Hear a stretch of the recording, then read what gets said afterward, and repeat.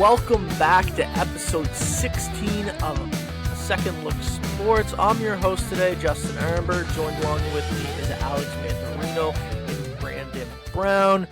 You're not going to want to miss it because in about, 5 minutes, let's give or take, we have Keegan Matheson joining us of MLB.com, the Blue Jays reporter. Fantastic interview with him. I don't know about you guys.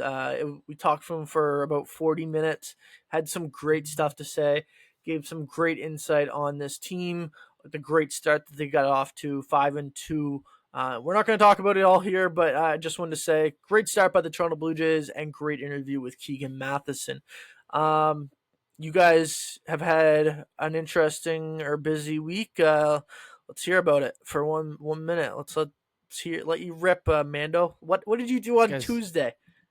It's already setting limits on the pod. What did you do on just Tuesday? Started. What did you do on Tuesday? I worked. Oh yeah.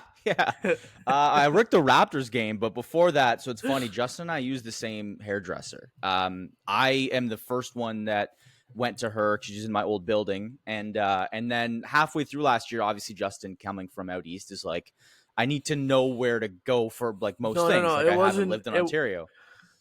It wasn't midway. It was literally the week before we went to Florida. So it was in February of last year. So about a year ago then, give or take, just over a year, like 11 months. Justin's like, I need to get a haircut. I was like, oh, well, the woman I use is really good, and she's like fairly cheap and blah, blah, blah. So Justin and I use the same hairdresser now. So I text her on Sunday being like, hey, I know you're off. She's off Sundays and Mondays, but she's back to work Tuesdays. I'm like, I need a haircut. Like, do you have any availability Tuesday, Wednesday? And she said, well, your friend is coming in like 1:30 on Tuesday. Do you want to come then? And I'm like, well, I mean, yes, obviously I want to come, but now should I say no? Like if I said no, and then she's going to go, hey, like your friend said you didn't want to come when he found out that you were going to be here. So obviously me and Justin met up. Justin got his ear cut. Yeah, we're not going to air out all the drama. It was crazy. You can get into that. We'll throw it back to you crazy. in a second. Yeah, but we met up in yeah, it was insane. It was insane. I forgot about that. I completely forgot about that. The fact that my ear got cut. You know, Alex, though, I don't think you're wrong if you wanted to say no. I don't think necessarily, because some people don't like to talk at the hairdresser. Like you go get your hair cut. That's even true. What do you mean? The barber, whoever's cutting your hair. Some people, they'll talk to you, and there are some people. I'm kind of one of them who are like, just cut my hair. I don't want to get in. You know what I mean? Like, I don't want to get into everything all the time and tell my life story or explain what I'm up to. I get it. I guess if your buddy's there, you guys can have a conversation. Yeah. But like some people, it's an experience. They like to enjoy it. They kind of do their thing and they're done. It's not a hangout session, So I don't blame you if that was the case. But I guess Justin, this is crazy to you. I don't know. Yeah, I don't talk to like other people when I'm at the thing other than the hairdresser. But like, you have a good conversation with your hairdresser. You ask them what's going on in their life. They ask you what's going on in your life. It's like a bartender. It's literally like a bartender. It's the most I don't talk soothing. To them either. Like I get Brandon's all business. I get like, you know what? I'm not lying about this. Like a haircut to me is one of the most exciting things about the month. Like when you know that you are having a hair. Yeah, it's so exciting. Like I love my hair short. I love it short. And I absolutely love to go sit down and have a yarn with someone while I'm getting my hair cut. That is a guarantee that is happening. And Amira, she loves to talk. She loves to tell me everything. Yeah, and you know what? It's perfect. Shout out. It's perfect. It's perfect. No, I agree. I'm with you. What I was gonna say is I used to be like that a lot of the time, like growing up. Like just I'm not really in the mood to have a conversation. But she's very like personable. She's from Greece. Fair. Just likes to chat about her life and stuff like that. And so I'm with you, Brandon. Most of the time I tend to be a little quiet, but I'm like, you know what? Good conversation, good to chat. I'm more like that with like massages. Like if I'm getting a massage or something, like that's you're supposed to be relaxed. It's probably best to like leave you alone for a little bit, but everyone's different. But listen, I don't know what to tell you. Like you guys aren't like when you go to the haircut, you just tell the hairdresser shut up and cut my hair. No, I mean I guess I Of course, I don't say, please don't talk to me. Like, I'm sure there are people that do that. Like, again, I know for a fact there are people that probably do that. But I just kind of go and I allow, if they're going to start the conversation, that's fine. I will gladly answer and talk to them. I'm not going to be rude, but I'm not going in like, hey, how are you? Like, tell me about your life. Like, I just want to, like, if I can, sit there quietly and just enjoy the feeling. It's a nice feeling to get your hair cut sometimes. So yeah, it's very soothing. Kind of, that's why I'm saying it's one of my favorite things of the month. Like, you just look forward to it because you know, for sure. it's I don't know. You just sit, to me, like, I don't fall asleep most places. This is off the rails Friday, but I don't fall asleep most places. Can't fall asleep in a car. Can't fall asleep on a plane. Cannot fall asleep anywhere. I don't know what it is about a hairdresser's chair, but I can fall asleep in that thing the moment I sit down. Like, that is the most soothing chair in the history of chairs. Like, I don't know what it is. Also, I have one last thing on hairdressers. I personally am not a fan of going from hairdresser to hairdresser every single time. I like to go with one hairdresser and stay with that hairdresser for as long as I possibly can. If that's 20 years, 20 years. Guess what? Happening. Now, I did hear that, like, some people love to switch hairdressers. And I told, like, Amira, I said, no, that's not me. I said, when I was going to university in PEI, I would wait till I'm going home to Nova Scotia to schedule my haircut in Nova Scotia because I'm not getting it done in PEI. Like, that's like, the haircut. The haircut you matters. Should be. Like, you should be booking your flights home, I guess. If you don't get a good haircut, yeah. If you don't get a good haircut, it ruins your whole month. It ruins the month. Like, it does. That's fair, man. And I'm not a person who goes from place to place. I don't like. I think if you were somebody who maybe was self-conscious or didn't feel like you had good hair, or you don't like certain things, like maybe you're trying to find that guy or that girl to do your hair for the long term. But I think that's a pretty common thing, is that you stick with one person. I think that makes sense. Yeah. Okay. Well, enough hairdresser talk for this episode of the podcast. That was pretty good, pretty entertaining. I did get my ear cut though during it. That's crazy. Yeah, probably because you probably fell asleep. You're saying you fall asleep. You probably just fell asleep. Your head goes over. That's your fault. It wasn't actually. She thought someone was at the door and she was looking up, and then she thought you were at the door actually, Mando. So that's your fault. It's your fault. For me. Anyway, first off, from one hot topic to another hot topic. Bayern Munich's Alphonso Davies, or Canadian Alphonso Davies. Listen, he gets injured in the CONCACAF third place game, I believe, or bronze medal game between Canada and the U.S. Tears his ACL in the 10th minute. Already was injured the game before. Didn't know if he was actually going to play or not. They wanted him to play, from what we're understanding. They wanted him to play. He played, ends up tearing his ACL. Bayern Munich now wants to sue, or threatening to sue Soccer Canada over this. Your guys' thoughts on that? Well, I just think, like, normally I'm not that invested as much as, like, the average person in soccer. But obviously, like, when there's national pride and things like that, and the Canadian soccer team, at least on the men's side, the women's have always been up there in terms of, like, really successful. But the men of late have, like, started to climb the ladder a little bit more in recent years. But this Davies thing is super weird. So, like you said, he suffers this ACL injury 12 minutes into the Nations League bronze medal match. But the controversy basically was that, like, he was forced into playing that game after leaving, or after sort of feeling a little bit like off kilter against the Mexico. I think James Sherman of Sportsnet, I believe, reported that it was like a hamstring injury and basically wasn't 100% for that game. But all that to say, I think multiple reports, I was reading an article from The Athletic, and basically multiple reports suggest that Davies was like told that he basically said he was fit enough to play against the U.S. And he made himself available to play. But what Bayern Munich and even Davies' agent are making it out to believe are that he was forced to play. some of the language that was used was so crazy. I'm just like trying to pull up some of the quotes, but basically his agent, first of all, said he'd questioned the handling of the situation. He went out and said all of these things about he was pressured to start the game. I think he took to social media about it. And then the club manager for Bayern Munich basically said sending an obviously injured player with a damaged knee on a 12-hour intercontinental flight without thorough medical examination is, in our view, grossly negligent and a clear violation of medical due diligence. And this is, I'm going to butcher this name, but Jan Christian Driesen, I guess, is the chief executive. He told a tabloid. And one of their sporting directors basically said it was not professional and sloppy the way that the injury was handled. So I just feel like all in all, it was a bit of a crazy scenario. And I think and Brandon, I'm curious to get your thoughts if you have any like thoughts on kind of how this was managed here. But I think the more that I read, it just seems like a Bayern Munich overreaction. And this is just kind of the way that they handle these situations. I think a similar situation happened 10 years ago to, I think, a Swiss player on their team who went down in one of the world matches, and basically they lost him for the remainder of the season. I don't have the details in front of me, but it's this whole thing.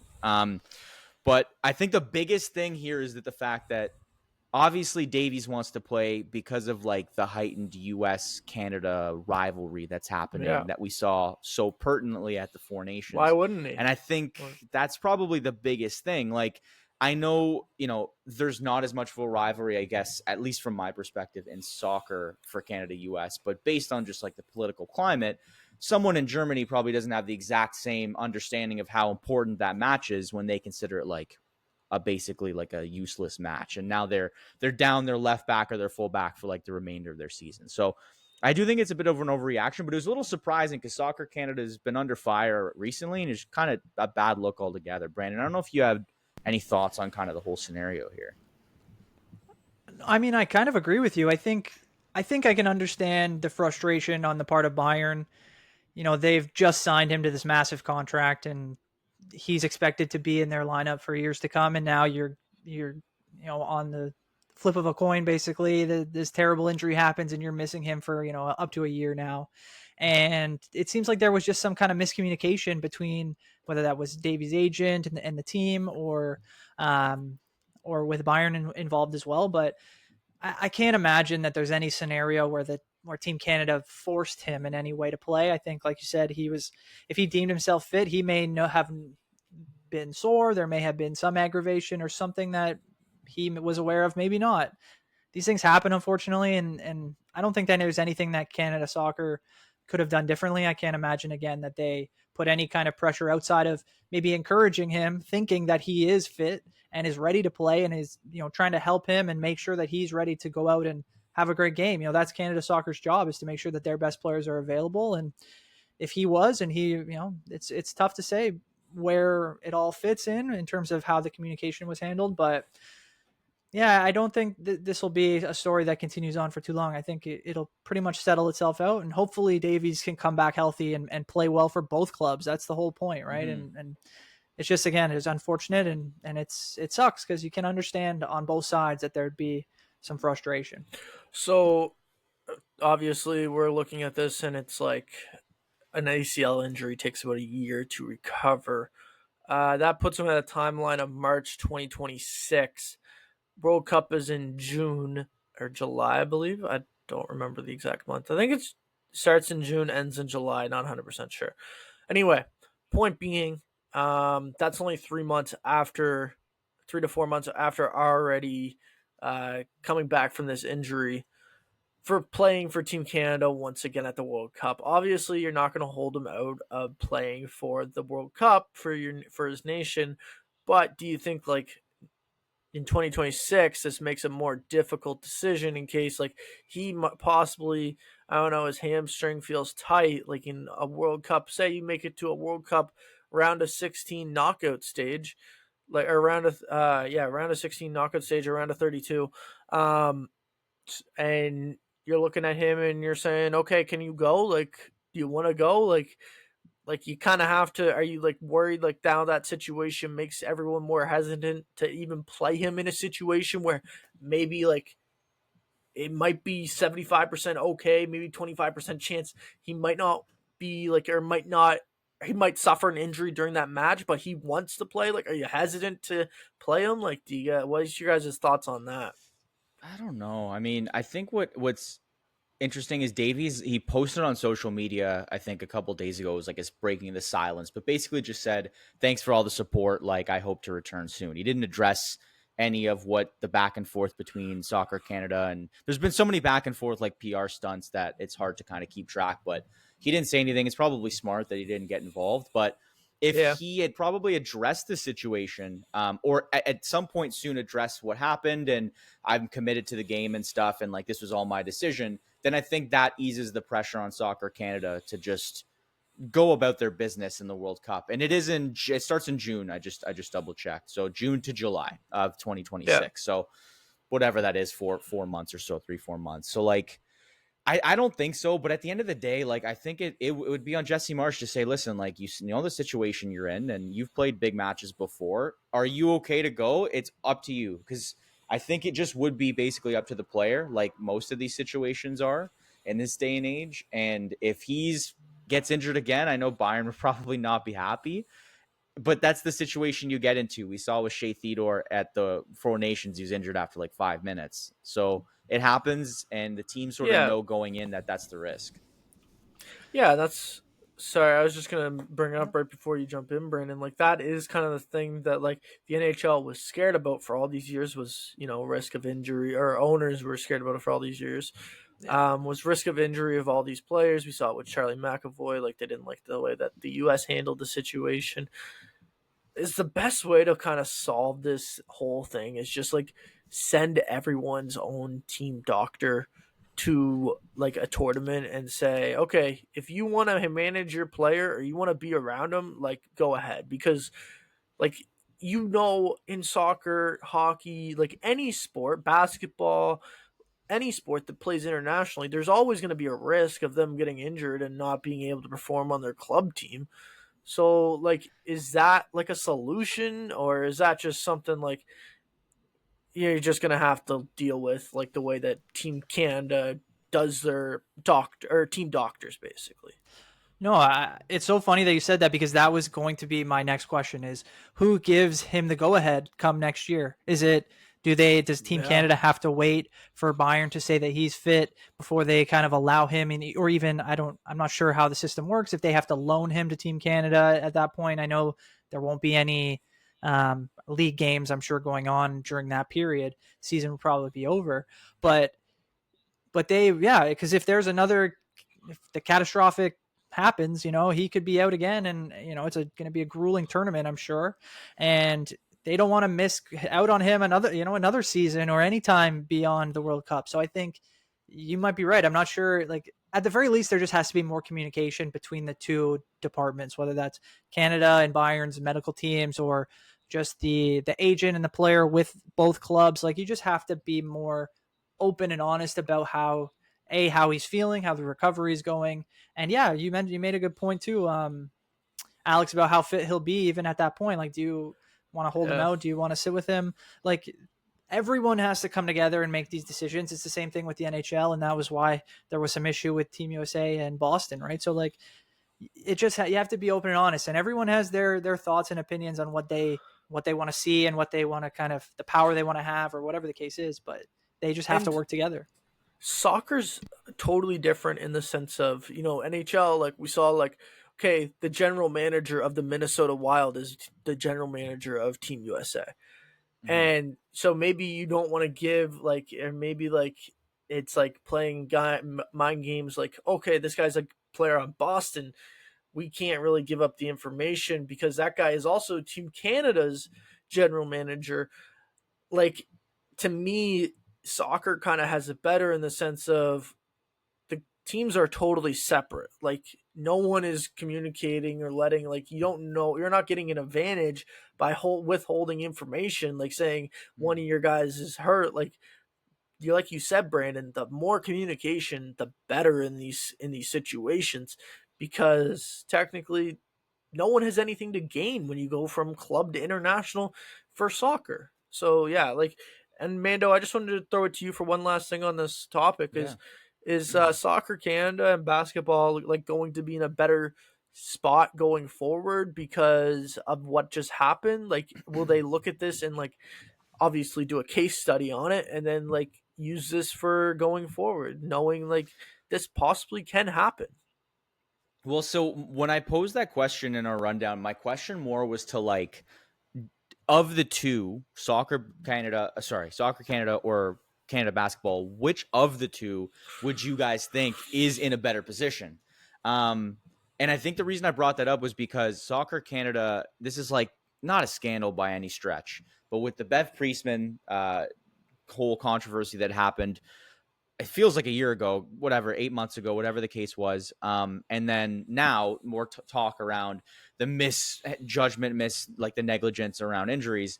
But they're in such a good spot. Like Soccer Canada has increased. I wrote the numbers down, but basically on the men's side, at least, they're ranked 31st. But in 2016, they were ranked 117th. So they've come such a long way. But then when you look at Canada basketball, and their men's team is ranked, I believe, 6th. It's ranked 6th. Their women's is 7th. Yeah, women's is 7th. And then just to round it out, Soccer Canada women's is ranked 7th. Their lowest has ever been is 10th back in 2023. So they've always sort of been at the top. But I'm just kind of curious, if you were to think about which organization, whether it's like developmentally, how many soccer or Canadian soccer players or Canadian basketball players we have at the highest levels, like which leagues would you guys think are which organizations are in a better position just based on like growth and like grassroots and then like amount of players in the game? I don't know if you guys have thoughts on which of the two you think are in a better spot. Yeah, I mean, for me, I look at it, I think they're both in a great position to continue to be successful, but I think in different ways. Like, I think Canada basketball is in a better position to be successful at the world stage. And I think Canada soccer has the ability to make more of an impact on the Canadian, sports landscape. For sure. And even within the media, like I think the World Cup is something that obviously the entire world comes together, and it's always the biggest sporting event in the world within whenever it's on. That is the thing, and everybody comes together for some reason, and it just brings community, and I think it brings grassroots levels up. And Canada being successful at that stage, even if it's not to the amount of winning the World Cup or even making a final, it's getting out of the group round, it's continuing to improve on what we've done in the past. Whereas I think Canada basketball is in a position where within the next 4 years, they can compete for an Olympic gold medal, FIBA World Championships. Like, they're in a better position to be at the top of the class. Whereas I think Canada can, on the soccer side, can still make more of an impact, even if they're not winning World Cups or winning, CONCACAF, which they've actually had a lot of success at. Yeah, I would agree with that. From one sport to another, we're going to go to baseball. Like we said, we have Keegan Matheson coming on in just a little bit. But before that, I got to ask, which bat would you rather swing with? A normal bat or a bat that's a little bit bigger, that feels a little bit nicer and, can put more wood on the ball and, launch the ball a little bit farther into the sky, driving it 400 feet and, putting it in someone's hands in the outfield? Which bat would you guys prefer? Go ahead, Alex. I don't know, man. Oh, you want me to start? Yeah, okay. Just that specific question. Yeah, just answer that. Just answer that question right now. I mean, as someone who is not in the major leagues, I probably would want a normal bat because I don't know how to swing a normal bat to begin with to be able to hit 95 miles per hour. So give me the regular bat so I can actually adjust. Don't give me some newfangled bat and then I think I'm nasty and go apply to be the LA Dodgers bat boy in hopes to eventually get on the team. I'm taking the regular bat, but I see where you're getting at. That's my thought. Yeah, I think I would lean that way too. Like the torpedo bats, like I think are so fascinating because on one hand, yes, I love the idea that it increases, the wood on the most important part of the bat, the barrel that you want to hit the ball off. But I feel like it just creates such an opportunity to mishit the ball like a little bit more. If you're not on that sweet spot, you may just, it may be just a little pop up. You may just dribble one off the ground. Like, I feel like you've got to be a very accurate, very successful hitter in order to have the most success with that bat. So as a guy who's clearly not an MLB player or even, a very good baseball player, I think having a wider, like more of a wider sweet spot, a little bit more wood across the whole bat to really be able to make the most of a hit. I think that's where I would lean, but who knows? Like once you get it in your hand, maybe you start to feel that sweet spot is there a little bit there more for you. I don't know, but who knows? I don't know. I feel like it might be the Torpedo bat, man. Like Jazz Chisholm's swing looks so nice right now. Like, can't lie, I've watched that swing a couple times. Although I do want to ask, like, is it fair? I think like you said, Brandon, like it's not always going to be it's not always going to give you the result that you want. Like it might end up being a terrible way it comes off the bat, and actually if you use a normal bat, it probably goes a little bit further. Maybe it gets a base hit. Personally, I don't think it's fair, but I want to know, do you guys think this is fair? Should the Yankees, like, I saw some Milwaukee Brewers player say it's the Yankees, so they'll let it slide. I don't think it's that. I just think it's the fact, like, there's advantages and there's disadvantages to it, and it's in the MLB rules. So do you guys think it's fair? I mean, I think it's fair in that it's within the rules. Like if they had massaged the rules, or this kind of came out and they kind of had to look at it and table whether or not it would be within the rules, maybe they make a change or they make an allowance, then I would be like, okay, that's kind of weird. But from what I understand, like baseball has, there's some pretty, open rules for at least the dimensions of this style. So I don't think it's unfair. I bet if there's success, you'll always see more guys adapt to it. And whether that's good or bad, I don't know yet. We'll have to find out. I don't know. Well, yeah, like I agree. Steve Phillips at tsn.ca, I read his article kind of like detailing the Torpedo bat, kind of explained it for people who have not heard about it before. And he had some good points, mainly like eventually some of these guys like Volpe or Chisholm or even Francisco Lindor and Stanton, I think used it near the end of last year and like a variation of the bat. And it just didn't really get talked about. They're going to run into a slump. And they're going to go like a Rafael Devers historic start to the season. Good for him getting that double. That RBI double, I think, last night. Bro, everyone's making such a big deal about that. Like, I don't like. It's a double. Who cares? But I mean, it's like slump buster, and he's not a bad player at all. No, he's not a bad player. But, yeah, digressing. Like they're gonna go into slumps, and then I don't think we're ever gonna even worry about this again. I just think it's the fact that the Yankees were the ones that sort of made it popular this year, and B, everybody's mashing like Ellie De La Cruz. I'm going to pick this up. Let's just see what it's like. And then like 2 homers and like 7 RBIs or a ridiculous amount in the first game you use it. I think they're going to be slumps. And I think what's really good is that it sort of prioritizes contact. And again, Phillips sort of talked about this, like a lot of players really just try and crank the ball for home runs. But I think what this is going to end up doing is that hitters are probably just going to contact the ball more for those like singles and doubles and triples and maybe just smaller ball. Brandon, you asked Keegan the question in our interview about like focusing more on a philosophy of like just getting contact. I just think these bats will cause more contact. And then maybe players will be like, it'll be better for the game. Because I personally would rather watch a lot of good small ball than a bunch of home runs. I just don't think it shows the strategic like element of the game. So I think it's the question was, is it fair? Clearly it's fair. I think the conversation is just hyped up now because of the fact that it's just been so successful so far. What are your thoughts, Justin? You said you had a thought on that. On it being fair, I said it's fair. I think it's fair. Everything like that. I think it's fair. Yeah. I think like I said, like I don't think it's just because the Yankees are doing it and like they'll let it slide. I think it's more so the fact that in the MLB rules it doesn't go up or like outside of any of it. Like it doesn't like not follow any of the rules. It doesn't follow any of the length measurements. Or like length requirements, any of the bat requirements. Like it's all there. So why would you say it's not fair to my like that? That just doesn't make any sense.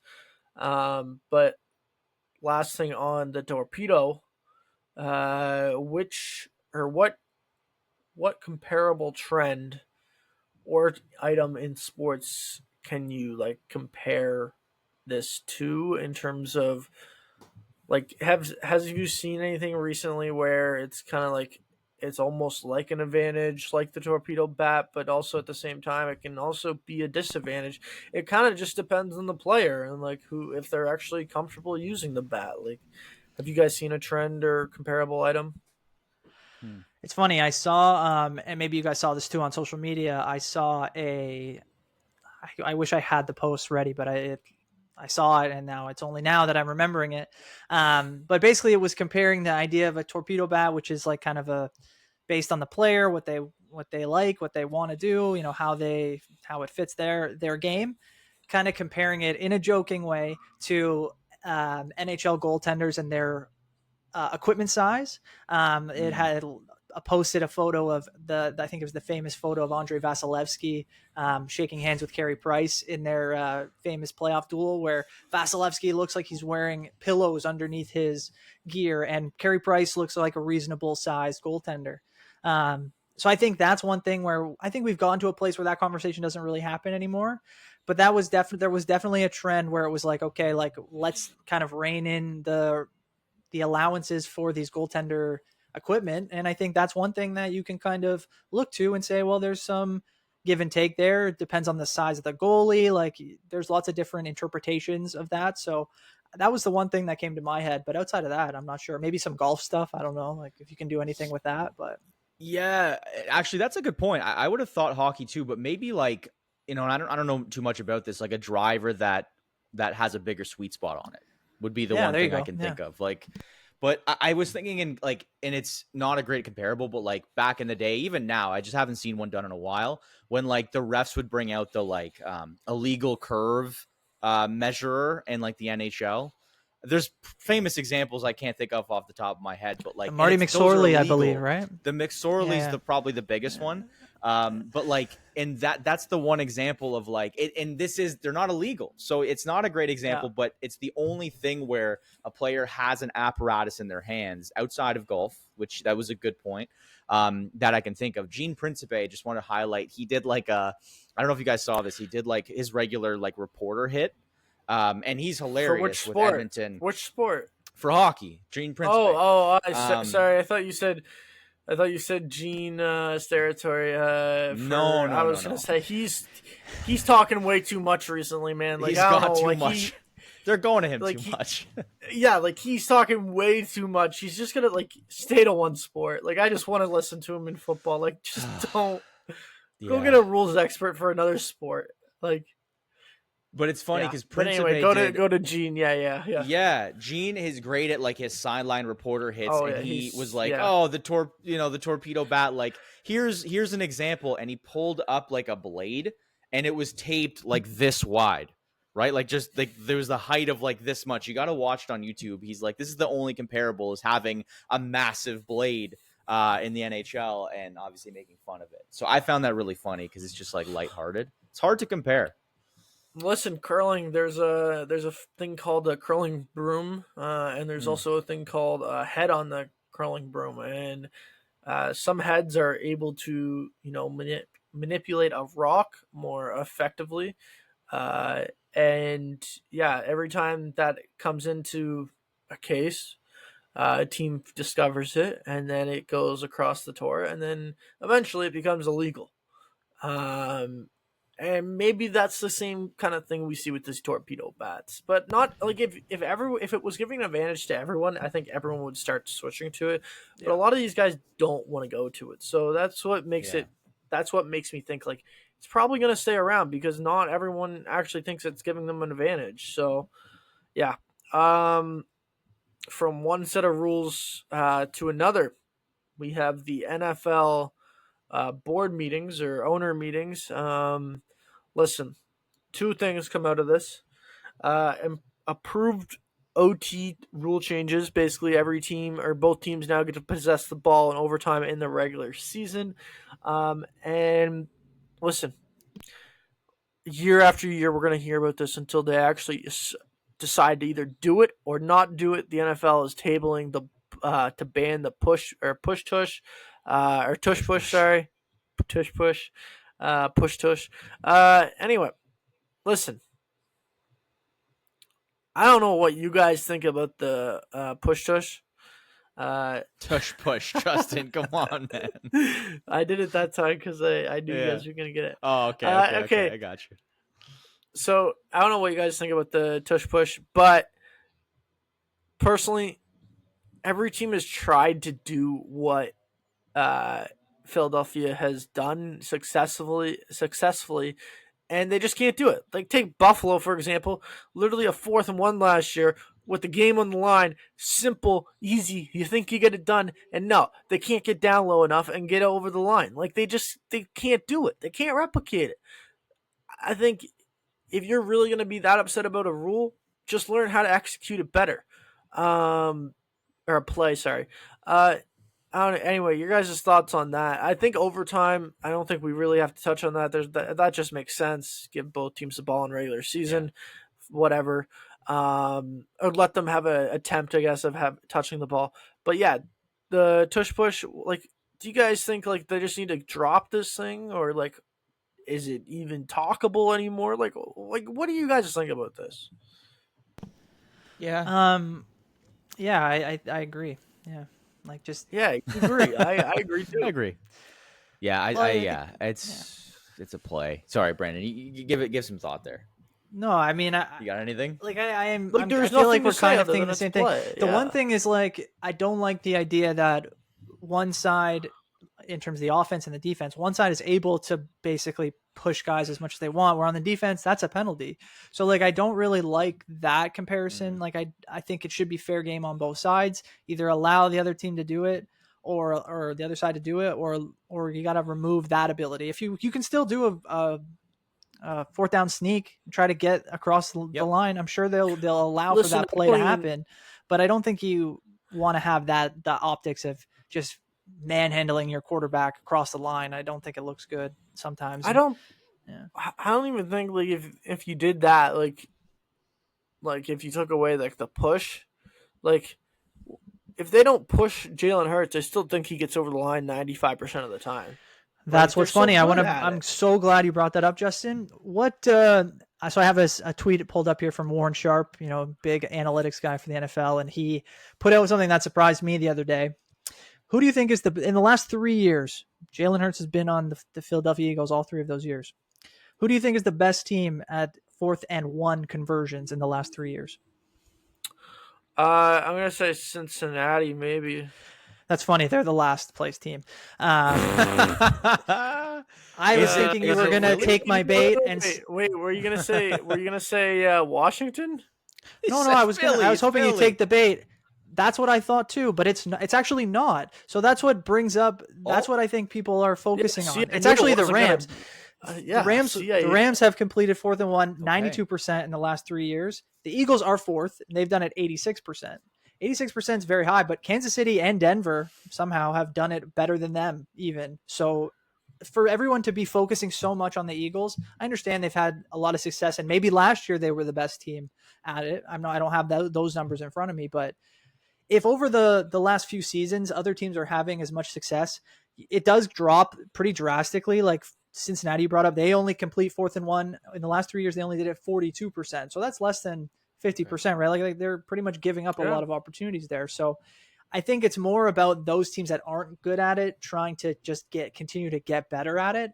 But I still like the idea of removing that physical part of it, of being able to push. And I know I was reading there's not a ton of injuries that have actually happened because of the play, but it only takes one, right? And like if it's something that, like I said, optically doesn't just appear right when you can't do it on one side, you shouldn't really be able to do it on the other. So that's kind of where I land on it. But yeah, I don't like that Philadelphia is kind of being centered as if they have been like ruthlessly, breaking the rules or something, and that this needs to be addressed. I think it's just like something where over time people understand kind of the risks involved with it. And I hope that's the main reason why it's happening, and not just some competitive advantage thing that I don't think really exists. Yeah. Alex, do you have any last thoughts on that? If not, I think we touched on everything. I think we've covered the only thing I had, I think we covered it. That was a good breakdown there, Brandon. Actually, just really quick, I'm curious your thoughts. I think like it wasn't even a conversation, but I was reading through some of the fine print.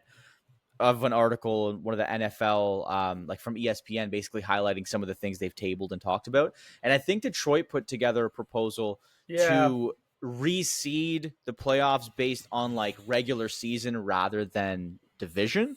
Because they lost. And it was like, I think it completely got shut down. It didn't really have a lot of gain a lot of like traction.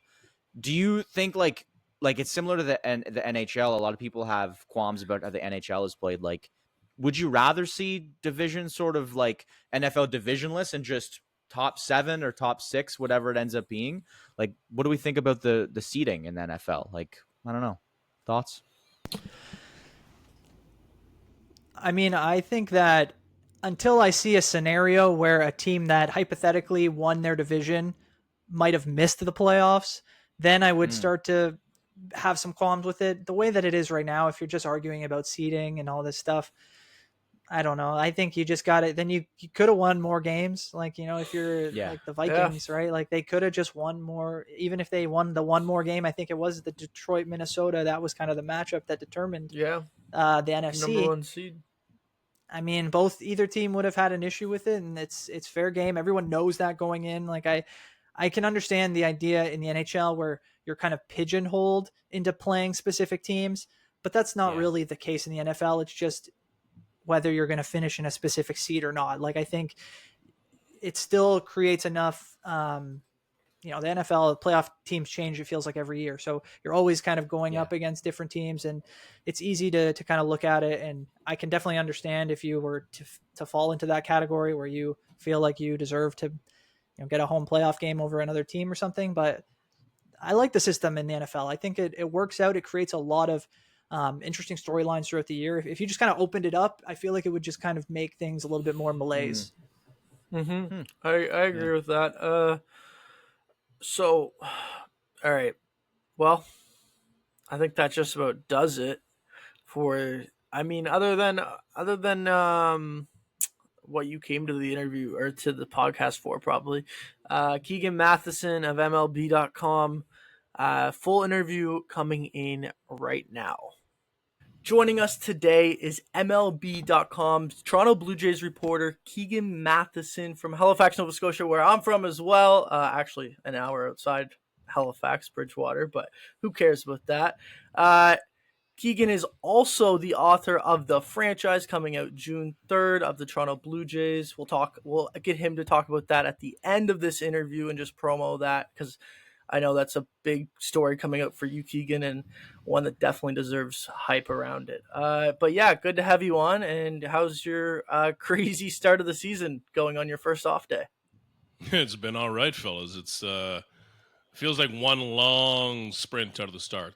Spring training is very long, and while I cannot complain about being in Florida, it's a lot of Florida. There's such thing as too much Florida. But back now, I have just recently unpacked from spring training, and then tomorrow back on the road to New York and Boston. Yeah, so it's a good start. Good couple cities off the top. Not all cities are good road cities, my God, but New York and Boston's a good start. And get Juan Soto's Met home debut. Hey. Yeah. Something I thought at one point I might be covering here, but we'll see. It'll be a big test, a good game. I have somehow not been to Citi Field yet, so I like any New York trip, but I especially like Queens, Astoria, that area. So I'm excited. Before we get into it, I just want to ask, like, are you expecting to see like 2 stories minimum this, like, in the next like 2 cities, I guess, New York and Boston, probably 2 of the favorites outside of Toronto, like in terms of talking Vladdy? Are you expecting to see some stories come out of those cities like over the next 6-7 days? Oh, absolutely. Even if there's nothing of value in those stories, which is another conversation. But it's what I expect to happen will be, especially in New York, where this isn't a media thing. Just people in New York are a little more direct. I expect some people to come over, try to ask Vladdy about it. Next year, will you consider the Yankees? Will you consider the Mets? And like we saw a few times in spring training with his interviews, maybe he just says yes to be polite. And I can't really blame him for that. I know the stakes are higher. I smile and nod my way out of a lot of crap all the time. and suddenly it's a headline. Yeah. And suddenly it is a story that people are asking me to come on the air and talk about. And then when I talk about it on the air, that adds another layer of reality to it. And something gets created out of something that may have been small. Yeah. But at the same time, maybe nothing's small when you're talking about $500 million. So I think people are going to be all over Vladdy. I think that maybe he should have a little media relations security guard around him this week. But especially in New York. I know that when he goes to the Yankees Stadium, there is in particular a lot of Latin media there, given the large Latin population in New York in that area. So there's a lot of especially Dominican journalists there that'll come to speak to Vladdy. So I'll need my interpreter on standby again. Use them a lot in spring training. I felt like every morning I woke up thinking, oh my God, okay, what does this mean? So we'll see, fellas, but I think it's going to happen. Yeah. And this is, frankly, how Vladdy handled it in spring. I wanted to give him some space and some grace on that because, listen, I don't know how it feels to be in that spot. Yeah. But I've also said coming out of camp that, okay, this got messy. This is what you learn from. If this keeps happening, then I'm going to say it's stupid. Yeah. But hopefully he has learned from the mess of spring training, and hopefully he has also learned that if you make headlines, then the next day I have to stand at your locker and ask you crap too, which neither of us want. So fingers crossed. I want to go into a tweet that you posted yesterday. And I want to get this. That's usually a bad thing for me. No, it's good. What do we got here? Really good. The Blue Jays nailed this first homestand, both on the field and in the dugout. The season is so fragile. Flip this to 2-5, and the sky would have already fallen on everyone's head. Our heads. A strong start is more important than ever. So far, so good. I just want to talk about that for 1 second because, like you said, a great start to the season. Even after game one, everyone's losing their minds after a 12-2 loss to Baltimore in an opening day. But they managed to come out of that with a sweep of or coming out even against Baltimore and getting a sweep of the Nationals. First off, can you just speak to what that meant for this group coming out of the first 7 games of the season, being first in the American League East? Yeah, if this was 2-5, right now we're talking about, do they have to trade Vladdy if they suck by the deadline? We would be talking about, and I would be on 5 radio shows tomorrow and MLB Network talking about, what does this mean for John Schneider? Is he on the hot seat? What does this mean for Ross Atkins? Will he get fired at the deadline if they? And suddenly, with a few games, a few bounces, a few good performances, we're talking about something completely different. And this gives them some oxygen at this point. Now, if they lose tomorrow, whatever. You lose, the Dodgers are going to lose 60 games. It's cool. But if they had have been 2-5 right now, and you lose to go to 2-6, I'm going to be getting asked about John Schneider's job. I'm getting asked about Vladdy's future already because we saw, like you mentioned, how people reacted to opening day, and it was not good. People are very eager to do 2 things. People are either eager to jump ship on this team, or people, who I do not like, are eager to say, look, I was right all along, they suck. Yeah. Okay, find a different sport. But people are really aren't holding on tight to this team. And when you start 5-2, people start to grip it a little tighter. They want to hold on. They start to fall in love with Andres Jimenez. They start to get excited about Bo again. And that's when this starts to get fun. I've covered a lot of bad teams. I've been around a lot of bad clubhouses where everyone just wants to go home and it sucks. Right now, I sense something completely different. And I've sensed that since spring training. Now, I'm always very hesitant in spring because if I believed everyone who told me they were going to be good this year, every year, I would be an idiot. But this spring did very genuinely feel different. And it's carrying over, man. They fit together. I've learned over the years that a team working together is much more something that I have to feel out than something that I can put together with charts, you know? Maybe I've been hanging around my boy Buck too long or something. I'm getting too old school, but this team does have a different feel to it. And players say it does. So it's exciting. This is as good as the start as they could have asked for. Absolutely fantastic. Mm-hmm. Yeah. Someone who, hand up, I admit I am probably one of the first people who now believe in Bo again, and it makes me just as excited. And you mentioned in one of your recent articles, first of all, the fact that he's batting .375 early in the first 7 games here, .903 OPS. And even after that celebration after his RBI single Monday to take the 5-3 lead, you could tell that, and you mentioned it in this recent piece, like he's fired up, and that got me fired up. And you don't see that emotion out of him as often as you probably would like to. Now I'm curious because you mentioned as well in this conversation, in this article, about his sort of permanent position likely as a leadoff hitter. So why do you think that Bo Bichette's assets, or maybe his approach, the role fits him so well to stay as a leadoff hitter so perfectly? Yeah, this lineup is kind of trashing all of the old classic roles. You know, Andres Jimenez is 160 pounds. And he's the cleanup hitter, and it's working. So whatever.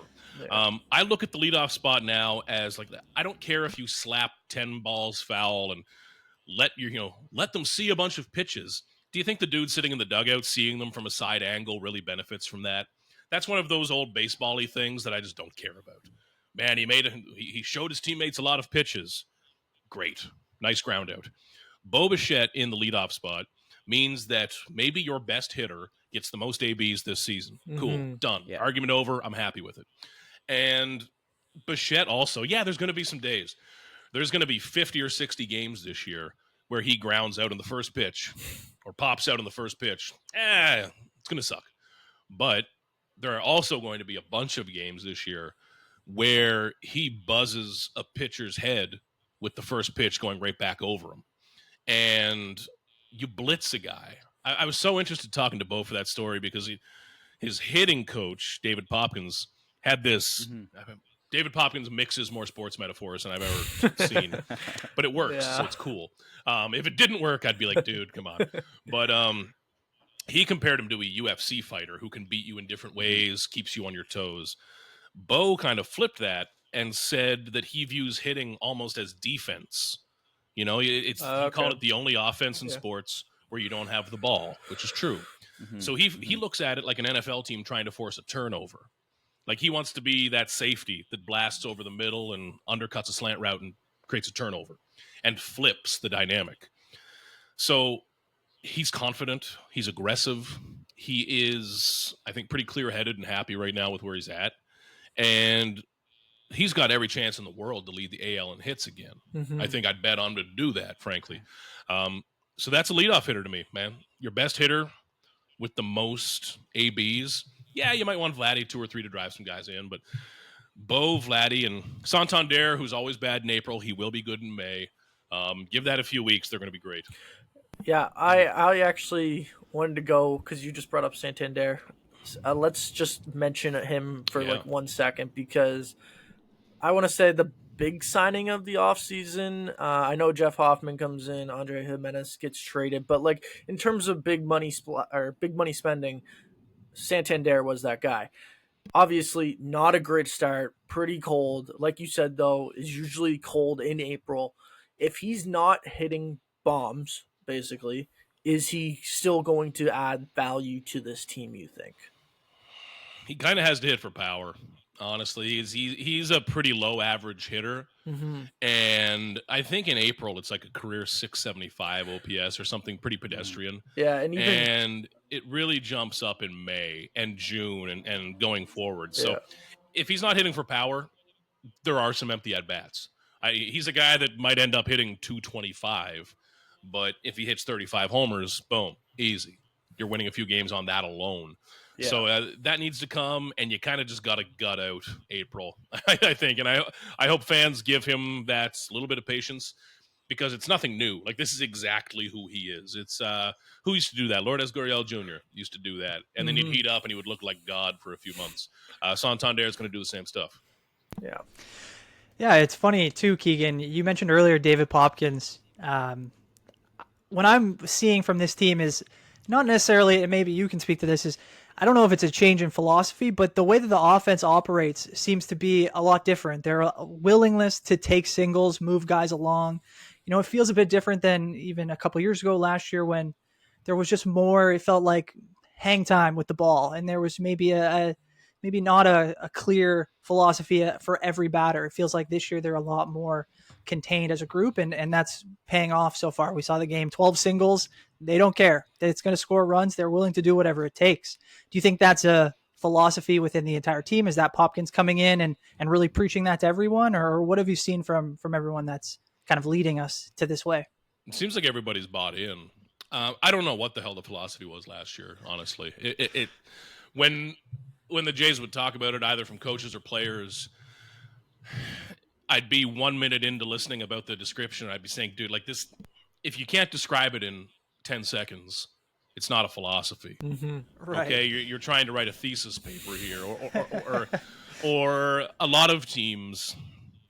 Most teams don't have an actual offensive identity. They don't. Right. It's just 9 guys, and you hope it works out. I think we're seeing the potential for the Blue Jays to actually have an identity, which is special and exciting. And it starts with a very basic human element of David Popkins. His background in biomechanics and swing adjustments and all of this is going to get talked about and nerded out on a ton. That's cool, great, whatever. None of that matters if people don't like him and people don't trust him, because every one of these guys has a high school coach, a college coach, their own coach in the offseason, a buddy. A lot of them have a dad who is involved, usually too involved. The moment you only trust a hitting coach 99%, it's over. Then you start listening a little bit to this guy, a little bit to this guy. And at that point, there's no point having a hitting coach at all. Mm-hmm. But everyone really seems to like David Popkins. I've been really impressed by him when we spoke to him. And he gives a damn, you know? It's once you prove to players that you give a damn and you want them to succeed and you're going to work with them, that's when the magic happens, man. That's when it gets exciting. And you're seeing the early results of that with Andres Jimenez, a little bit with Alejandro Kirk, I think with George Springer as well. And yes, it's all hidden behind buzzwords. If I hear one more person say, get your A swing off, I'm going to lose my mind. I think we need to stop inventing made-up words and just speak the Queen's English. My God. Yep. But it's working.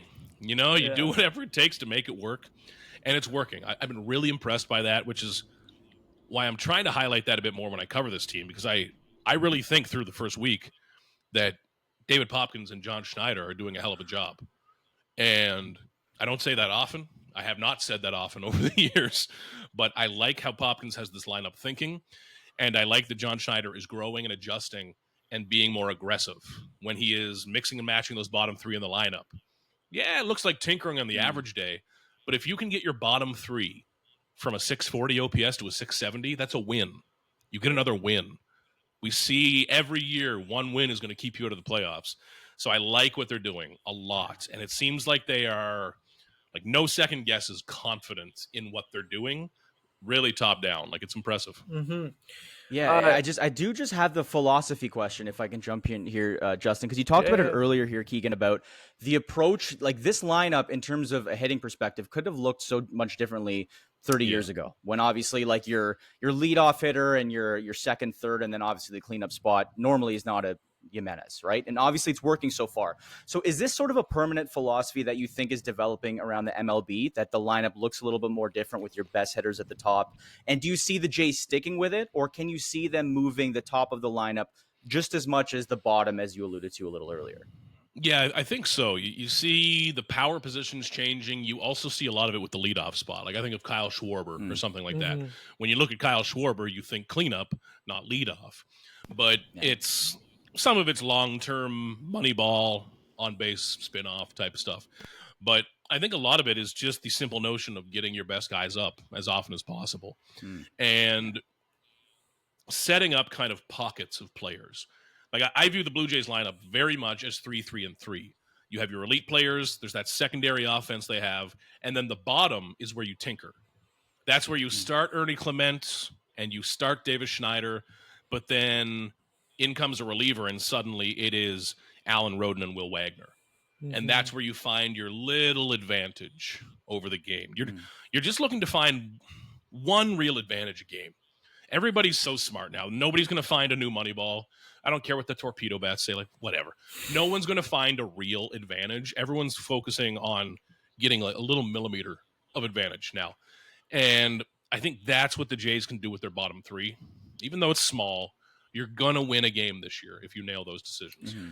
So I think it's a lot about constructing pockets of a lineup. And you know what? If the Jays go down 1, 2, 3, Andres Gimenez is the next leadoff guy in the second. That's part of the thinking too.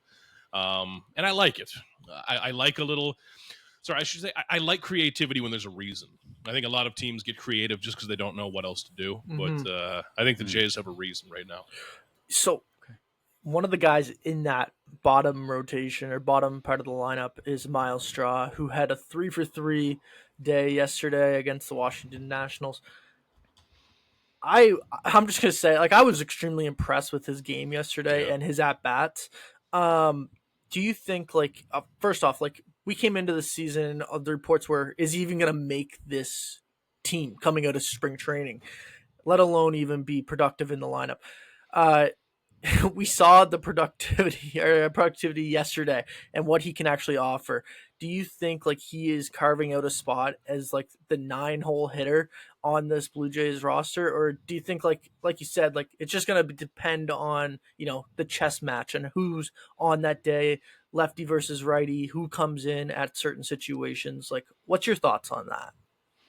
It's already more than I thought he'd be, honestly. And I compare him to Gimenez in terms of optics. Mm-hmm. People didn't love the Gimenez deal at the time because it was at the winter meetings and they wanted Juan Soto. If Gimenez had have happened 2 days before camp, people would have been fired the hell up. Now they are because he's good. But at the time, it was like, seriously, dude, like another glove first second baseman? Sweet. Like, wow. Yeah. Real sharp, real creative, Ross. Now we see the value of it.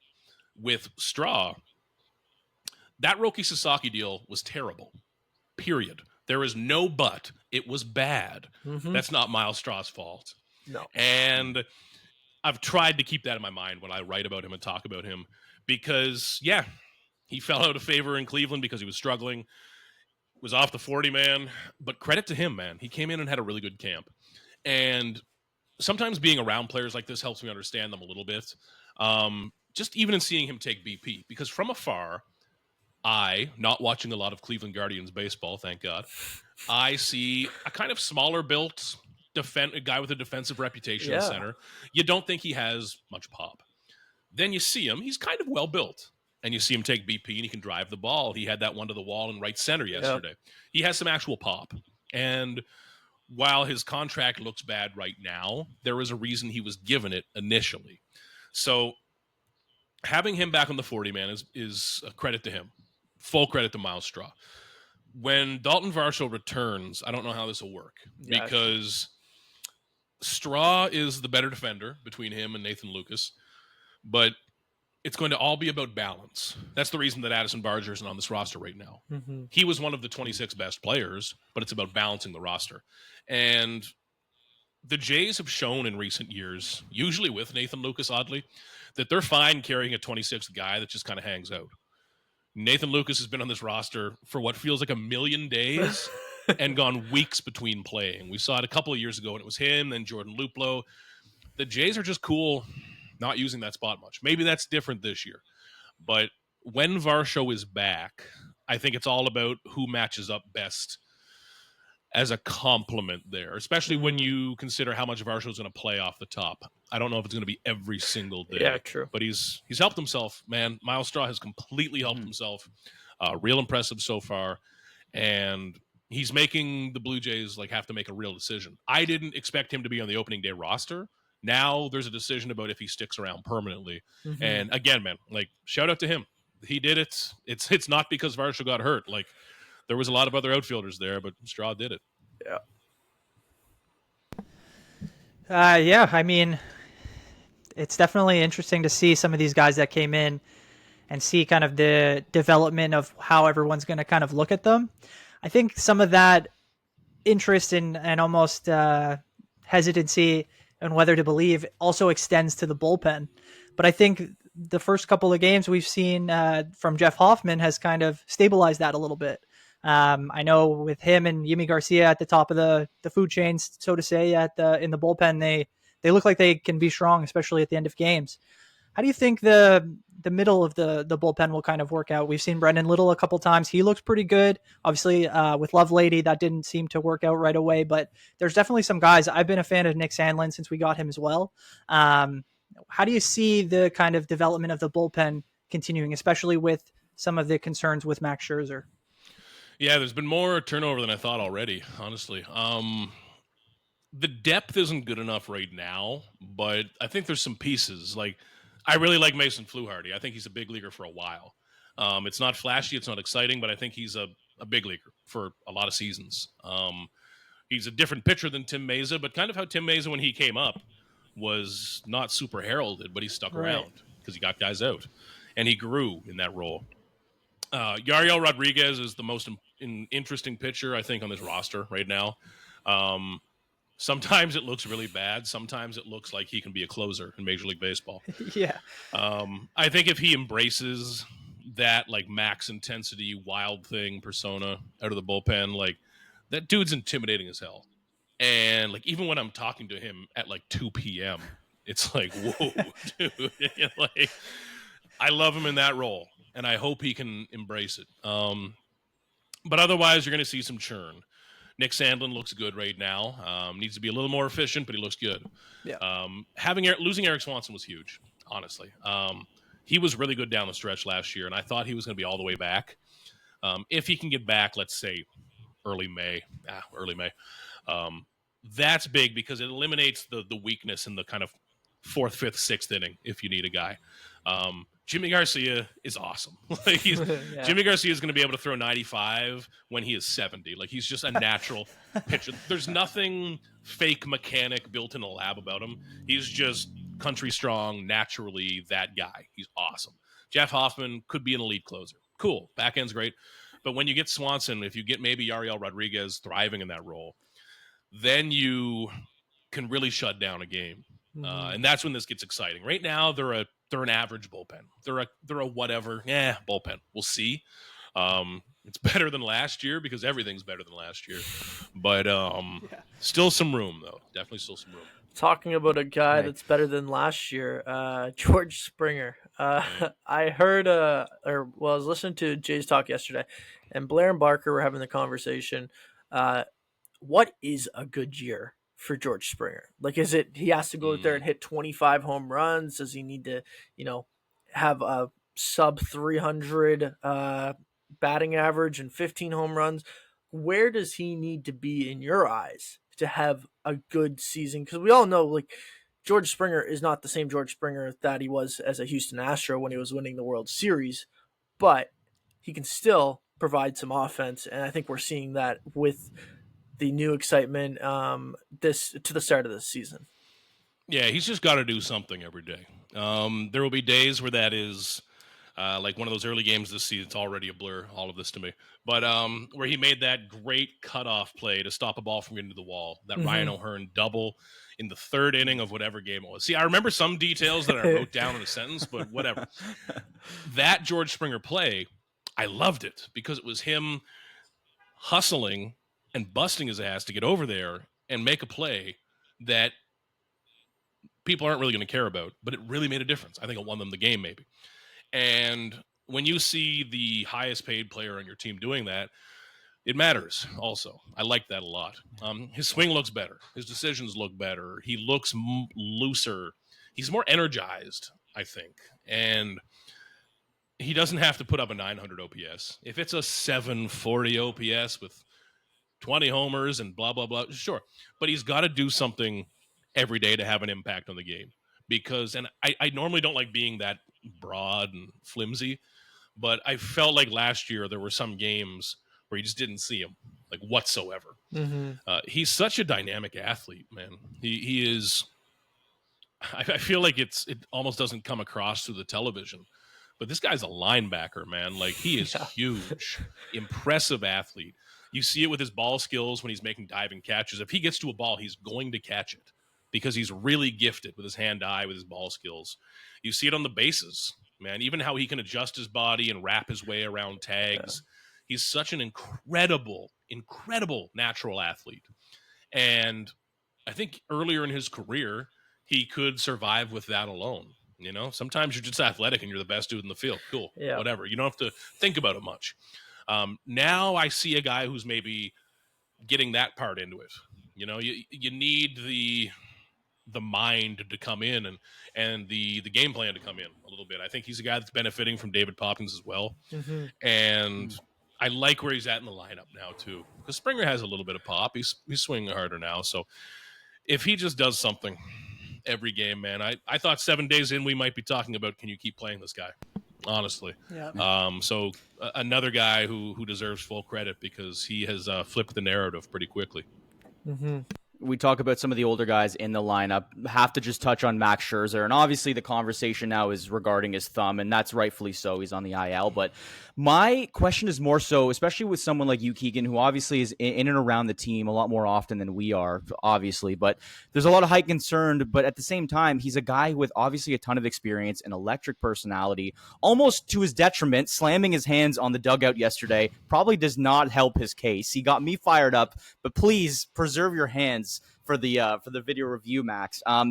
Have you had a chance to have any like extended conversations with him, and what do you think that energy and his presence brings to these guys in the clubhouse for the season? He's one of a kind, man. He's yeah. Every year it's always a feeling out process of eventually, like at this point, I start to have some friendlier small talk with guys and get to know them. But in spring training, the first 5-10 times you meet a guy is when it's in a more formal media setting. And Chris Bassett's a good example. There are some days where he will be very expansive, and there are other days where I'll say, "Oh, Chris, you allowed 5 runs today. What were you feeling out there?" And he'll look at me and say, "It sucked." And I'll be like, "Oh, shit." So I learned early on, if you're going to talk to Chris Bassett, you better have 5 questions in the holster, that type of thing. And that's okay. It's talking to me is not the most important thing in their job. Never should be. That's all right. But I've kind of learned that with Max Scherzer as well, that he can be very literal, very intense. I remember the first time after he had the thumb issue down in Dunedin, I said, "So what are you feeling?" What I meant was, what are you specifically feeling? Is it grip strength? Is it numbness? I said, "What are you feeling in your thumb now, Max?" And the Hall of Famer stares through me, and he says, "My thumb hurts." And I was like, well, great. Okay, good. I'm the idiot here. I will ask it differently next time. So you have to feel out a guy early on. And I think that's happened for a lot of folks, not just myself, but teammates, coaches, stuff like that. He is an eccentric. That's the way I will put it. I think you see the loud, very driven, 1,000 miles an hour straight ahead Scherzer on the mound. Mm-hmm. But around the clubhouse and stuff, you also see a bit more of an eccentric, a guy that's a bit of a personality and in his own ways has some fun. That'll be very valuable to a lot of these pitchers, just to see. The word intent is becoming one of those new baseball words I hate because it's vague.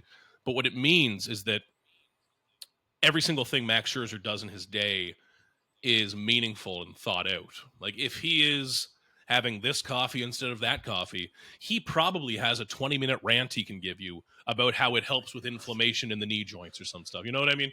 But everything in his throwing program, how he throws his bullpens, why he throws his bullpen, it all is thought out. Mm-hmm.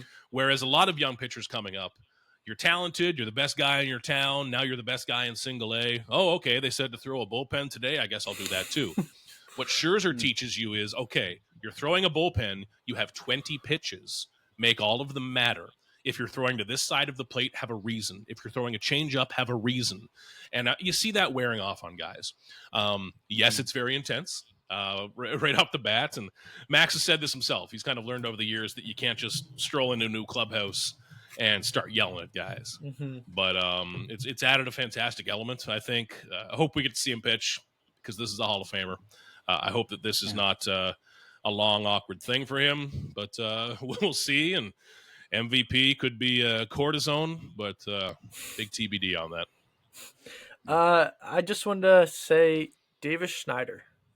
Davis Schneider has been talked about now.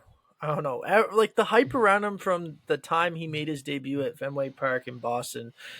to now, it kind of feels like it's just going all in a downward or downhill motion. It kind of feels like. Do you feel like we're at a point right now with the roster the way it is, and I gotta bring it up, like Joey Loperfido smashing balls down in AAA, Addison Barger obviously probably the next man up. Do you feel like his roster spot is kind of like it's in loom right now? Like it's not guaranteed for the full season that he might be a Toronto Blue Jay. Yeah, he needs to hit lefties, and he probably has to do it soon. Davis Schneider, and I don't mean this in a critical way. Some guys can pinch hit, some guys can't. Well, same with DHing. Like, it just messes with some guys. Shout out Raffy Devers. Yeah. But coming off the bench, Ernie Clement's a great pinch hitter because he's just naturally athletic. He can adjust his bat path really well. He makes a ton of contact. Alejandro Kirk, when he's at his best, I would say the same thing about him. You know he's going to put the ball in play and at least be productive. Whereas Davis Schneider, he was used as a pinch hitter, I believe, yesterday on Wednesday for Alan Roden. And that was a move I didn't love as it happened, and it ended in a strikeout. So Schneider's thing right now, because he's part of that bottom three. There's 6 guys part of that bottom 3. His thing, his reason to get into the lineup is to hit lefties, which he's done historically very well. And there's a reason the team rode out those struggles with him, because they love the guy, and they should. But you need to hit lefties. If this whole thing is going to work with mixing and matching at the bottom, everyone's got to be doing their thing. Now, if he struggles against a great righty, whatever. That's not his thing. But when he's in there against his type of pitcher, you need him to crush them. That's how this whole thing works. And having a lefty masher is important to this. That's such an important role to fill in a mix and match group. So yeah, he's he'll get some runway in April for sure.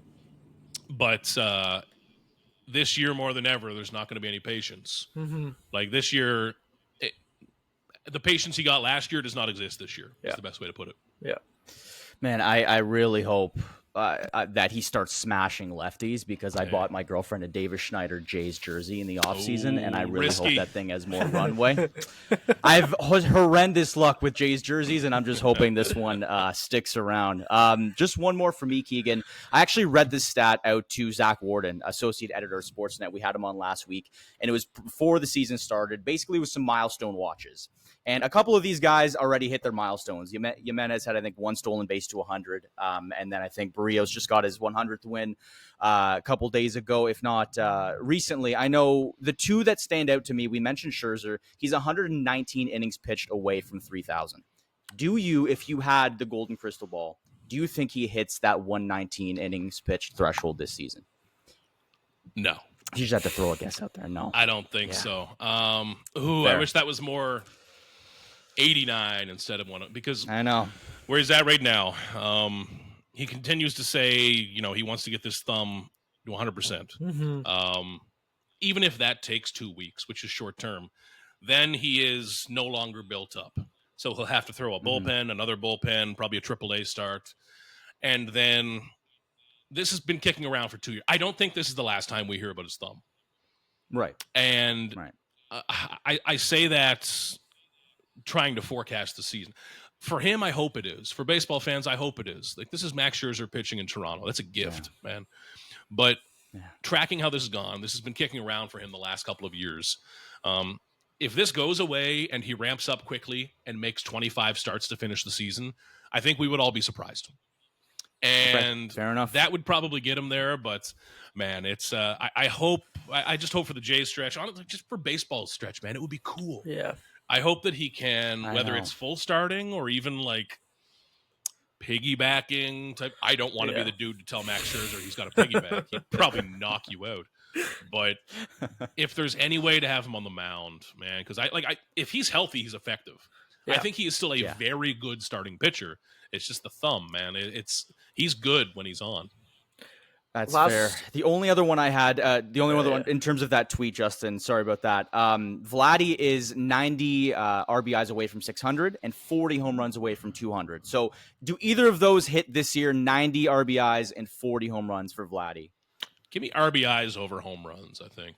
I have to agree. Yeah, he seems like he's an inch off right now because he's shooting everything like right center. And it's all like 108 miles an hour, so it's great. It's like most hitters dream of hitting the ball like that, but he's not really turning on one now. He's not nailing his pitch because when Vladdy hits a home run, you can it looks like you're playing MLB The Show and you guess the right pitch and you just you tank it. Right now, it looks like Vladdy is kind of reacting, and he's so gifted that he can react and slap a missile back that way. But he doesn't seem fully locked in. I feel like he'll hit 2 home runs in New York and run around the bases with his middle fingers up. I think it'll be a great moment. He likes New York, but it's not quite there yet. So I'll take RBIs. Last question for me. I know it's early in the season, but you get to watch this team every single day. Who has impressed you the most going from, you can say, even the start of camp to right now, or just the start of 7 games ago to right now? Probably Bo. I think Bo Bichette. Like Jimenez's start has been amazing. We'll see where it goes, of course. But Bo is a guy who you really need to watch a lot of to figure out. He's kind of like I wrote in that story yesterday. Like, he's not going to tell you a lot about himself, and that's all right. It's not his job. He's a ball player. His job is not to be my interview subject. It's cool. But he is someone you really need to watch day after day after day to figure out. And what I see now is the Bichette that was here 2 years ago, 3 years ago, 4 years ago. And that, to me, is one of the most dangerous players in Major League Baseball, honestly. It's a guy who's going to make $200 million this winter somewhere. And it's probably a guy who's going to steal the conversation by midseason. Like, it's going to start very soon where I'm going to be asked on the radio twice a week, what if they extended Bo instead and used that extra money to do blank? And there's probably going to be a good argument for that, honestly, at some point. But it changes quickly. People forgot about Bo way too fast. I get it. Recency and all that, but this is one hell of a baseball player.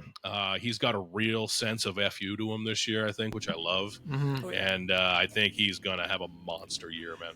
I think, like, I remember talking to you last year about this, like, who would you rather sign, Bo or Vlad? And you said at the time, like, 100% Bo, just because of the consistency year after year. And then he has, like, terrible 2024. Totally. And it seems like, I don't know, it just seems like that was an off year. In 2025, he's back to what he was before. And like you said, like, I think that conversation is coming, and it's coming very fast, whether or not you can sign Bo instead of Vlad and then use that money elsewhere.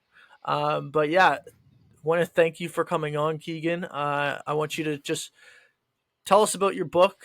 Tell us, I know it's coming out June 3rd. Pre-order is available right now, I believe. But yeah, give us a quick minute about that. 3rd, I guess we're 2 months from it now. My God, this year's a hell of a lot more fun than last year trying to write a book on top of my job. But I tried to convince myself it would be okay last year, thinking like, you know what, it's like, just pretend you're doing about 100 extra stories, and that works out to about 70,000 words. I was wrong. It was more than that. I nearly killed me, but honest to God, fellas, I keep saying this, that it's not a sales pitch because I'm not a salesman.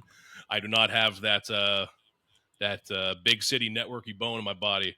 But this book's been the greatest joy of this job ever for me, honestly. It's completely changed this job for me, because when you're around sports too much, and I've been around a lot of losing teams, you can grow bitter to what you're around. And I made that mistake. I very much made a mistake with that. And part of it was just me, I was cranky for my own reasons, and I took it out on work because that's what we do.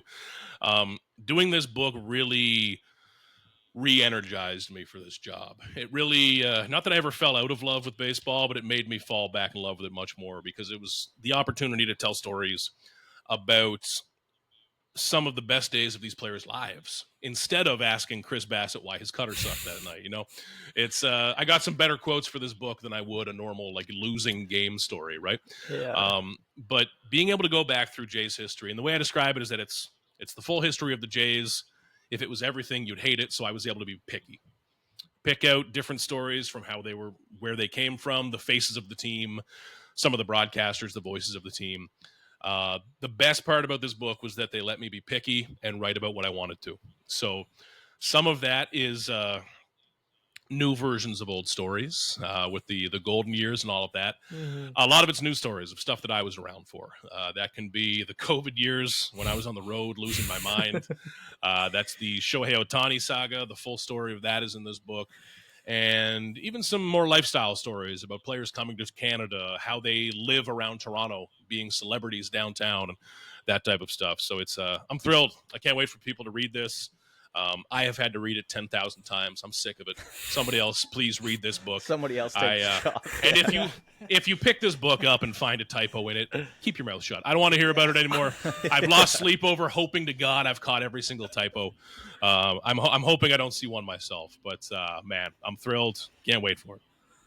Yeah, it's something that you should 100% be proud of. It's one of the somethings that a lot of writers dream of having a book once they begin. So you've done that. That's really special. I appreciate it, man. We thank you for coming on, talking Blue Jays.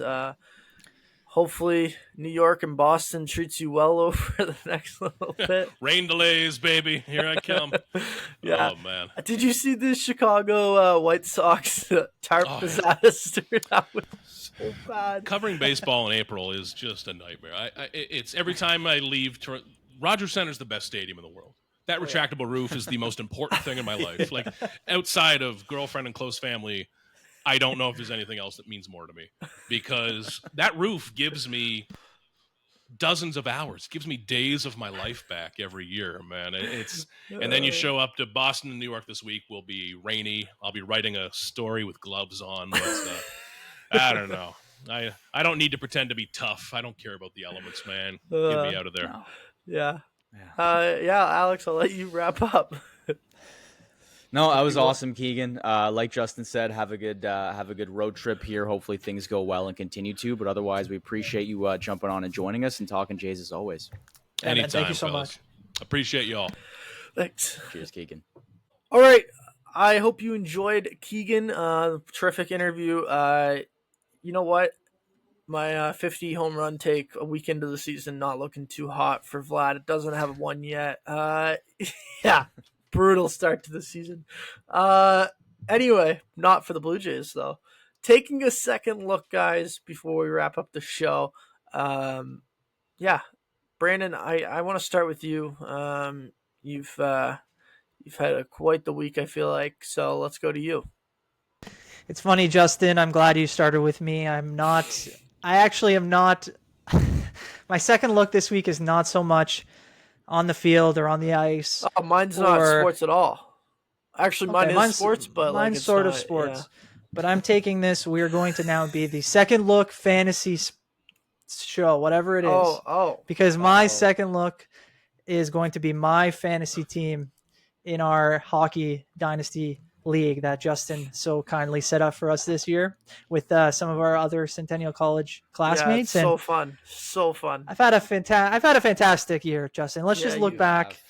16-3 in the regular season, most points, just a great year. I did pick second, so I will say I had a bit of an advantage early on. Well, you also Austin drafted Matthews for this year, so fair enough. Yeah, but Austin Matthews, it didn't look great early on, but he's come on recently and he's looked fantastic and he's helping lead my team to the promised land. I know we still have a few days left, but I wanted to talk about it before next week because I'm just itching. It's a long season and I can't wait to send that text and say, thank you all for trying this year because it's been great to watch and I'm feeling good going into our draft. You know what's sad? I'm looking at this right now. Alex is in the third place game, but has more points than you, who is in the championship game, and you're leading the championship game. So you know what? Week to week. It's literally just week to week. Don't hype your team up that much because it's week to week. Alex would be kicking your butt right now, but he's only winning by 2 points you know what? right now. But I will. You gotta get there. Yeah. No, I'll give Brand. Yeah. You know what? My team, and I'm not going to talk about my team other than to say they had a historically horrible week against Zach last week. It's so tough to watch the success this year, but I'll take third. Brandon's team, it was impossible to beat him this year. Every time I check the scoreboard, I'm like, he's up like 50 points. So, I will give him credit. I think he deserves it this year. He was dominant all Thank you, man. Thank you. Thank you. Fantasy. Wishing both of you luck next year. You want your check? Or you want your money? It's right here. Cut the check not till it's over. Not till it's over. There's still 4 days left. Mando, up to you for your second look. Yeah, that was a good one. I know the one that you're about to jump in with, Justin. There's some solid second looks here. This one is just this poor bastard in Atlanta at the Hawks halftime game. You guys have had to see this. You didn't see this? See it. I didn't. This Atlanta Hawks. I did. I'll let you explain, but it is terrible. This guy. So they do like the halftime shows, right? And often in the basketball game, it's like a head-to-head or something, or they do some type of like half-court shot for $50,000. So I think this was. I have it in my notes. It was a couple days ago. Basically, the halftime court was they had like a little tic-tac-toe in the middle.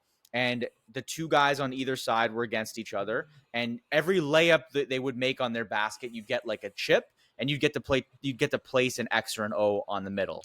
And if basically you got 5 layups, you'd get 5 X's and you'd won. So it was basically like a tic-tac-toe match, but every layup you got a piece. So the host goes, okay, go ahead. This guy goes up, does the layup. First attempt, slips in the paint, tears his ACL. What? Tears his ACL in a halftime contest to win whatever the hell. Tears his ACL. The other guy has, was it a gift card? He has like a gift card to like I'm just guessing, Roadhouse. But that would be no, I know. Yeah. It's so he's down. Eventually you look over, there's like a bunch of people helping him out. There's like nurses and doctors and like security guards. The other guy's still going. Like he's still doing layups because I guess he's not noticing how bad the injury is. And the host is like, whoa, wait a minute. And it's like she was a deer caught in headlights. She was like, I don't know what to do here. Obviously, they didn't know he had torn his ACL, but he was down like bad. Yeah. So I don't know the whole logistics of it. I was reading up on it, and like some people say he can sue. Some people say he can't. You probably sign a waiver when you get on the court. But at the same time, if there's like a wet court, that's more negligence than it is anything. So maybe that can supersede the waiver. It's not funny, but to think about tearing your ACL on like the first attempt at a layup is worst nightmare material. So hopefully this guy gets something for it. Was he old? No. Was he young? Looked like a young guy, eh? What do you think, Brandon? I agree. I think he was like, probably around our age, maybe like mid-30s. I don't know. Like he was definitely not on that. He didn't look unathletic. Was he pissed? Oh no, he was just in a lot of pain. Injured. Yeah. So it was only like a minute clip I saw, but it looked bad. Yeah.